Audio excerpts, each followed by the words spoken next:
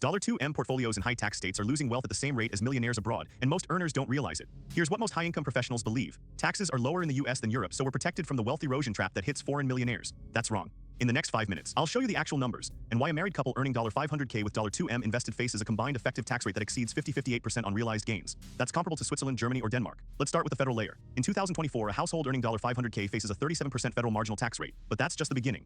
Add a 8% net investment income tax, which kicks in at $250K for married filers, and you're already at 48%. Now add state income tax. In California, New York, or New Jersey, that's another 13%. You're now at 54% on investment income alone. But wait, there's embedded capital gains tax too. When you hold stocks or funds earning 7% annually, roughly 15% of that is unrealized gains. When you eventually liquidate, federal plus state capital gains taxes take another 28% of those gains. Over 30 years, this compounding effect is brutal. Let me show you the math. Imagine you have $2M invested earning 7% gross annually. That's $140K per year. A 25% combined effective tax rate, federal, state, and NIT, you pay $35K in taxes. Your net growth is 25%, not 7%. Over 30 years, that gap is massive. At 7% with no taxes, $2M becomes $21, 4M. At 25% after taxes, it becomes $15, 2M. That's $6. 2M difference, or 29% less terminal wealth due to tax drag alone.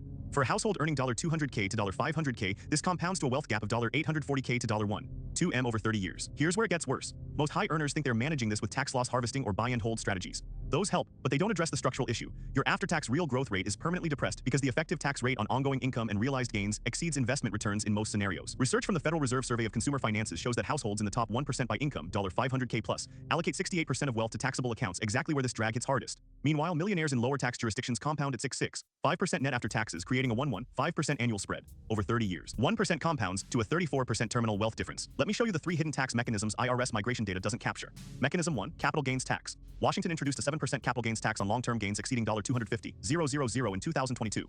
A household earning $300,000 annually with $200,000 in investment gains now faces $14,000 in state capital gains liability, money that wouldn't exist in Texas. California's capital gains tax of 1% on gains above $250 million sounds scary until you realize it rarely affects households under $1 million net worth. Washington's 7% hits everyone. Mechanism 2, property tax without relief. California caps property tax at 1% of assessed value via Prop 13. Most high-income California residents pay 0, 7% 0, 9% on real estate. Texas property tax averages 1, 6%, 1, 8%. On a $2 million home, that's $32,000 annually in Texas versus $14,000 in California. The income tax savings of $39,900 evaporate. Mechanism 3, wealth tax and transfer tax. New York's mansion tax of 1% 3. Third, understanding when to harvest losses and when to hold. Most high earners don't realize that capital losses can offset ordinary income up to $3,000 per year with unlimited carry forward. If you realize $50K in losses over 10 years, you save $12, $500, $18, $500 in ordinary income tax. That's real money that compounds. The core insight, your effective tax rate on investment income and realized gains is probably 28%. That's higher than your gross portfolio return is climbing. This is the hidden erosion. It's not a loophole, it's the compounding cost of not thinking structurally about where your wealth sits and how it's taxed.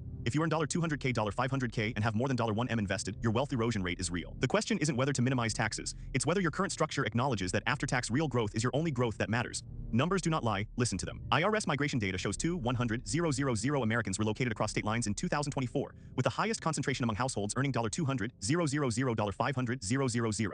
But that same data doesn't show cumulative tax burden. It shows headcount, not after-tax dollars. Our analysis modeled 4 scenarios: a $300K household in California, New York, Washington, and Texas, each holding $2 million in real estate and $500,000 in investments. California total effective tax 9, 1%, $45,500 annually. New York 10, 8%, $54,000. Washington 9, 7%, $48,500. Texas 8, 2%, $41,000. Texas wins, but only by $4,500 per year, not the $40,000 advertised. The belief gap exists because people anchor on income tax rates and ignore everything else. Why this matters now: 2026 marks the expiration of individual income tax provisions in the Tax Cuts and Jobs Act. Federal rates were set upward, making state tax optimization urgent. Simultaneously, states like California and New York are piloting millionaire taxes and expanded capital gains provisions to recover revenue.